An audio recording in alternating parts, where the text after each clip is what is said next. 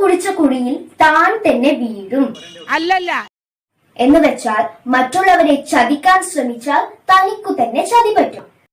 ഞാൻ നിങ്ങളെ പോലെ മന്ത്രിയോ തന്ത്രിയൊന്നും അല്ല. പിന്നെ നിങ്ങൾ എന്തിനാണ് മാഡം പറഞ്ഞത് ഇഷ്ടപ്പെട്ടില്ല എന്ന് പറയാനായിട്ട്? ഞാൻ ഒരു വ്യക്തിയുടെ പേരോ ഒരു ജാതിയോ മതമോ ഒന്നും അതിനകത്ത് പറഞ്ഞിട്ടില്ല. പറഞ്ഞിട്ടുണ്ടോ? കുഴിക്കും പട്ടി കടിക്കില്ല.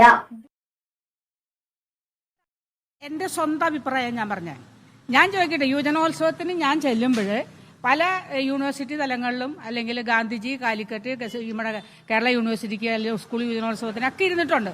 ഇപ്പോഴും ഇരുന്നുകൊണ്ടിരിക്കുന്നു. 10ാം ക്ലാസ് കഴിഞ്ഞപ്പോൾ കലാമണ്ഡലത്തിൽ പോയതാ. പോയിച്ചിട്ട് പഠിച്ച് ഇത്രയും വർഷമായിട്ട് ഇവിടെ വന്ന് സിറ്റിയിൽ ഇത്രയും കണ്ണായ സ്ഥലത്ത് ഈ 3 നില കെട്ടിടം വെച്ചു ഞാൻ ഡാൻസ് പഠിപ്പിച്ചുണ്ടാക്കിയതാ. വെറുതെ സംസാരിക്കുന്നവരെ പ്രവർത്തിക്കാൻ കഴിയില്ല. നിങ്ങൾ അത് തന്നെ പറഞ്ഞോണ്ടിരിക്കേണ്ട. അത് ഇത് നിൽക്കുന്ന എല്ലാവർക്കും അറിയാം. നിങ്ങളുടെ കയ്യിൽ വല്ല തെളിവുണ്ടാ? മുള്ളുകൊണ്ട് തന്നെ മുള്ളെടുക്കണം. ഒരു വിരോധമല്ല.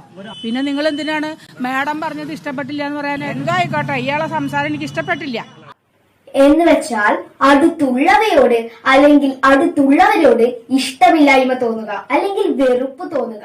എന്റെ കയ്യിലെ ലിങ്ക് ഞാൻ നിങ്ങൾക്ക് അയച്ചു തരാം. ഞാൻ ഒരു വ്യക്തിയുടെ പേരോ ഒരു ജാതിയോ മതമോ ഒന്നും അതിനകത്ത് പറഞ്ഞിട്ടില്ല. പറഞ്ഞിട്ടുണ്ടോ? മുറ്റത്തെ മുല്ലയ്ക്ക് മണമില്ല.